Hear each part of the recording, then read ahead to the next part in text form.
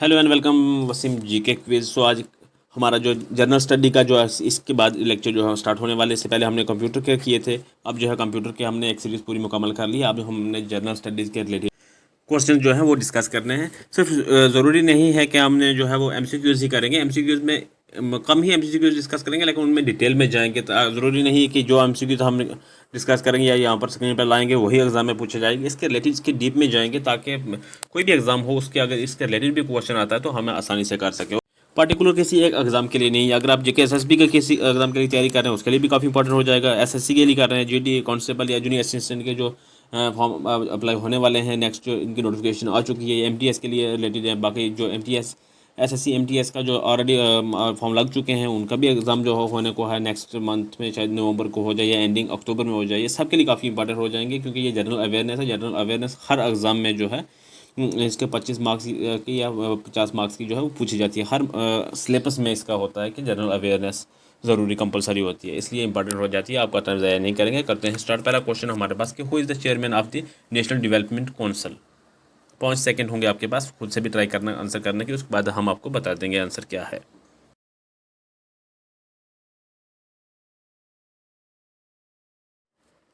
तो answer is option A, prime minister. अब यहाँ पर देखना हमें कि ये जो नेशनल डेवलपमेंट काउंसिल होता क्या है, इसके डिटेल में देख लेते हैं।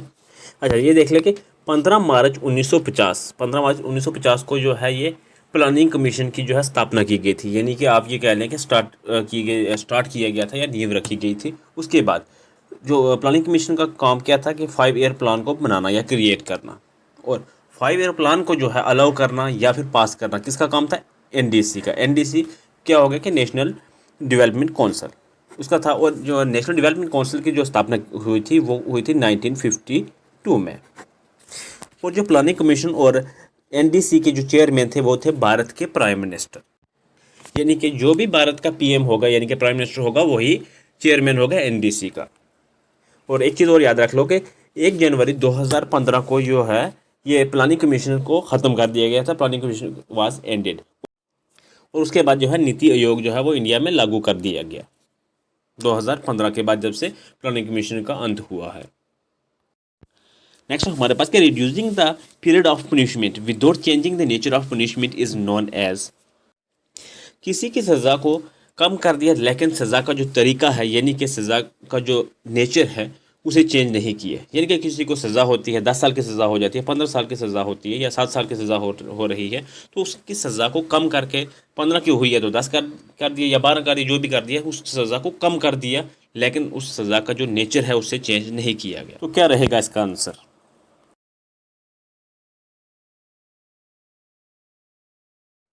तो correct option is option A, रेमिशन।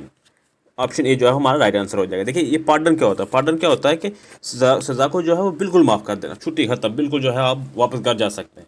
लेकिन जो रेमिशन का मतलब होता है तो वो उसका ये है कि सज़ा को कम कर देना, यानी कि सज़ा का जो समय काल है यानी टाइम है, पीरियड है, उसको कम कर देना, उसे कहते हैं रेमिशन। और जो बिल्कुल ख़त्म उसको कर देना उसे कहते हैं पार्डन। रेमिशन के रिलेटेड तो हमने डिस्कस कर लिया कि यहाँ पे ये बोल रहा है कि माफ़ी से, जो रेमिशन की माफ़ी से मुराद सज़ा की जो नोई मतलब कि टाइम पीरियड जो है उसमें तब्दीली किए बगैर किसी मुजरिम की कैद की सज़ा में कमी है, उसको जो है वो रेमिशन कहते हैं। बाकी जो रिस्पाइट हो गया कि प्रेसिडेंट के द्वारा किसी की सज़ा को कम कर दिया, लेकिन किसी स्पेशल सर्कमस्टांसिस में, मान लो कि कोई प्रेग्नेंट हो जाता है या किसी की सेहत इतनी ख़राब हो जाती है कि वो जेल में रह ही नहीं सकता, उस केस में जो है वो प्रेसिडेंट उसे उसकी सज़ा को कम कर देता है, तो वो उसे कहते हैं रिस्पाइट। बाकी रेमिशन के बारे में हमने डिस्कस कर लिया है। अच्छा, नेक्स्ट क्वेश्चन हमारे पास कि जो वर्ड सेकुलर, अच्छा ये जो सेकुलर वर्ड है ये इंडिया के कॉन्स्टिट्यूशन में ऐड कब किया गया?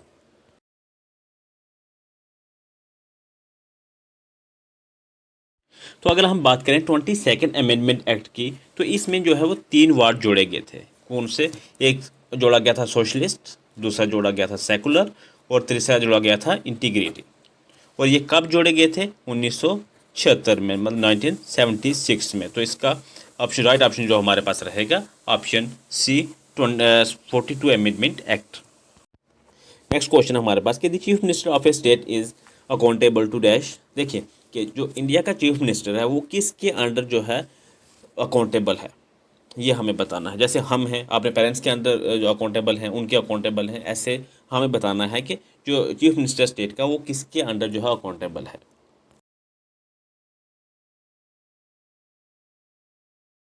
तो इसका आंसर है ऑप्शन ए लेजिस्लेटिव असेंबली। देखो सीएम जो है वो लेजिस्लेटिव असेंबली के अकाउंटेबल है। क्यों? क्योंकि लेजिस्लेटिव असेंबली में जो मंत्री जो चुने गए हैं उन्होंने जो है सीएम को अपना लीडर चुना है, उसको सीएम बनाया है। देखो सीएम या prime minister, CM chief minister या प्राइम मिनिस्टर के इलेक्शन नहीं होते, इनको जो है वो अपॉइंट किया जाता है। और जो है सीएम को अपॉइंट किया जाता है गवर्नर के द्वारा आर्टिकल 164 में, और प्राइम मिनिस्टर को जो है वो प्रेसिडेंट के द्वारा अपॉइंट किया जाता है आर्टिकल 75। देखिए PM directly responsible to the Lok Sabha, जैसे CM is accountable to legislative assembly था, सेम ऐसे ही पीएम जो है PM is accountable to Lok Sabha. ये चीज़ें सारी नोट कर लेना, ये काम आने वाली चीज़ें हैं। नेक्स्ट क्वेश्चन है कि what is the minimum eligible age to become the vice president of India.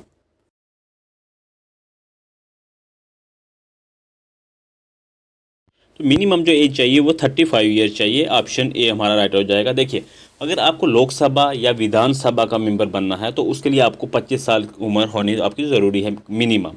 और अगर आपको राज्यसभा या लेजिस्लेटिव काउंसिल का मेंबर बनना है तो उसके लिए आपको 30 साल की उम्र आपकी मिनिमम होनी ज़रूरी है। अगर आपको प्रेसिडेंट, गवर्नर या वाइस प्रेसिडेंट के लिए करनी है तो उसके लिए आपको 35 ईयर आपकी उम्र होना ज़रूरी है। अगर कोई व्यक्ति, अगर कोई जो है वो पंचायत का इलेक्शन लड़ना चाहता है तो उसके लिए उसको 21 मतलब 21 साल उसकी उम्र कम से कम होनी ज़रूरी है। चलो मैं यहाँ पर नोट भी कर देता हूँ, आप यहाँ से स्क्रीनशॉट ले सकते हैं इसका। अच्छा नेक्स्ट क्वेश्चन हमारे पास कि suspension of fundamental rights during emergency is taken from which constitution. बहुत ही इंपॉर्टेंट क्वेश्चन है ये एग्जाम के पॉइंट ऑफ व्यू से। देखो क्या इमरजेंसी के समय फंडामेंटल राइट को सस्पेंड कर दिया जाएगा या कर देंगे, इस ये प्रोविज़न कहाँ से लिया गया है। तो ये जो है हमने जर्मनी से लिया है, तो ऑप्शन 20 का राइट आंसर हो जाएगा। अच्छा ये यहाँ पे ये सवाल बनता है कि ये कौन सी इमरजेंसी के टाइम जो है इसे फंडामेंटल राइट को जो है वो सस्पेंड कर सकते हैं। तो याद रखिए कि सिर्फ और सिर्फ जो है नेशनल इमरजेंसी के टाइम जो है इसे सस्पेंड किया जा सकता है आर्टिकल 352 के तहत। और फंडामेंटल राइट्स को जो सस्पेंड करे किसके द्वारा किया जाएगा, वो किया जाएगा बाई प्रेसिडेंट के द्वारा किया जाएगा इसे सस्पेंड। बट एक एक्सेप्शन है यहाँ पे कि even during fundamental rights the president can not suspend article 20 and 21। Article 20 और 21 में आप फंडामेंटल राइट्स को जो है वो सस्पेंड नहीं कर सकते। अच्छा एक चीज़ और नोट कर लो कि ये जो इमरजेंसी का प्रोविज़न है आर्टिकल 352, 356 और 360, ये जो 352 है ये नेशनल इमरजेंसी के लिए, उसके बाद 356 है स्टेट इमरजेंसी या फिर प्रेसिडेंट रूल, उसके बाद 360 फाइनेंशियल इमरजेंसी के लिए ये लागू किया जाता है। और ये बोरो किया है कहाँ से, गवर्नमेंट ऑफ इंडिया एक्ट 1935 से। और बहुत सारे ये जो है वो कॉन्स्टिट्यूशन ऑफ जर्मनी से जो है वो बोरो किए गए हैं। नेक्स्ट क्वेश्चन हमारे पास कि which of the following is the permanent house of the Indian parliament.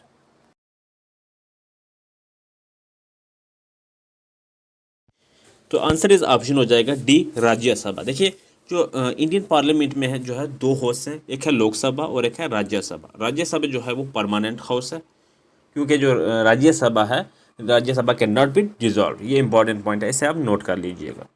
वो जो राज्यसभा के मेंबर है, मेंबर ऑफ राज्यसभा है, उनको 6 साल के लिए जो है वो अपॉइंट किया जाता है। ये हो गया फर्स्ट पॉइंट। सेकंड पॉइंट ये हो गया कि 1/3 मेंबर जो है वो in every 2 year take a retirement और रिटायर, या फिर वो रिटायरमेंट ले लेते हैं, हर तीसरा आदमी या फिर वो रिटायरमेंट ले लेता है या उसे रिटायर कर दिया जाता है। ये इंपॉर्टेंट है, ऐसे पॉइंट टू पॉइंट जो है आप इन्हें याद रखिएगा, एग्जाम में किसी भी एंगल से क्वेश्चन जो है पूछा जा सकता है।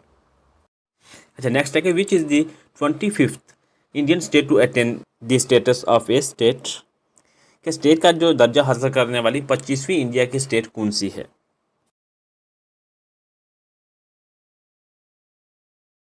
देखिए 25th Indian state to attain the status of a state is Goa. तो गोवा रहेगा इसका option, answer is option B.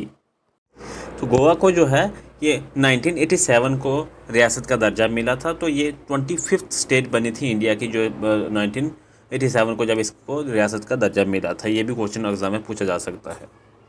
Next question हमारे पास कि fundamental duties of the Indian constitution where taken from dash.